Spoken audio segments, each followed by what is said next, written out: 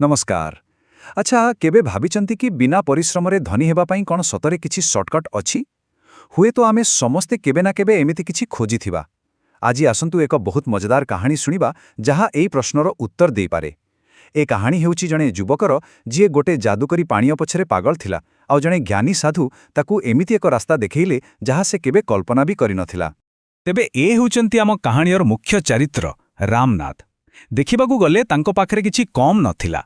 बापांगठु ढेर संपत्ति पाइथिले, किंतु गोटे बड़ समस्या थिला, तांकू काम करिबाकू जमा इच्छा नथिला। मुंडरे बास गोटिए ही जित थिला, जेमिति हो शीघ्र धनी होबाकू पड़िबो।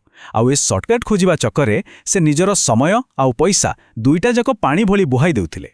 आउ तांकर एही जिद पछरे गोटिए ही भूत सवार थिला, आउ सईटा हेला एक जादुकरी पानीय। तांकर दृढ़ विश्वास थिला जे एमिति एक पानीय अछि जाहाकू छुआई देले जे कोनोसी जिनिस सुन्ना पालटी जीव। बस एही गोटिए अंधविश्वास पछरे से एमिति पागल थिले जे घर धीरे धीरे गरीबी आड़कू माड़ी चलीथिला।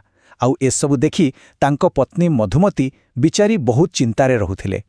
आउ ठीक एतिकी बेले शहर को आसिले जणे बहुत ज्ञानी आउ प्रसिद्ध साधु महीपति। बस ए खबर सुनिबा मात्रे रामनाथंकु लागिला जेमती तांकर लटरी लागिगला। तांका मनरे आशा जागिला जे एही साधु जनक ही तांकु सेही सहज रास्ता देखाई पारिबे। आउ किछि न भाबी से सीधा दौड़िले साधुंक पाखकु आउ जाई मागिले सेही जादुकरी पानीय तयारी करिवार गुप्त फर्मुला। एबे आसंतु देखिबा साधुंकर एक असंभव उपाय। सबुठु आश्चर्यर कथा कोन जानंती? साधु जनक मना कलेनी। से हसी हसी कहिले, हौ मु तोते साहाय्य करिवि। किंतु से जेउ उपाय कहिले सेटा रामनाथंक कल्पनार संपूर्ण बाहर थिला।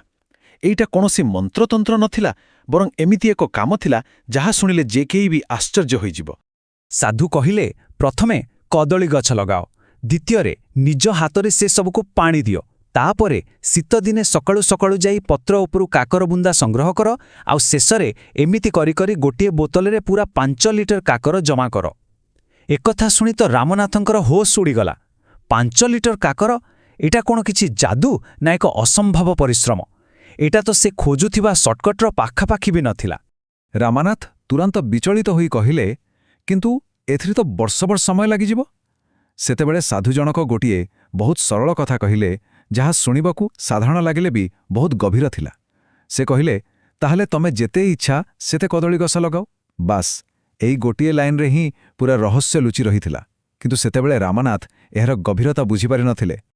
आउ यहाँ परे आरंभ हैला 6 वर्षर लंबा अपेक्षा। सेइठु ही रामनाथंको जीवनर एकदम नुआ आउ बोधुए सबुठु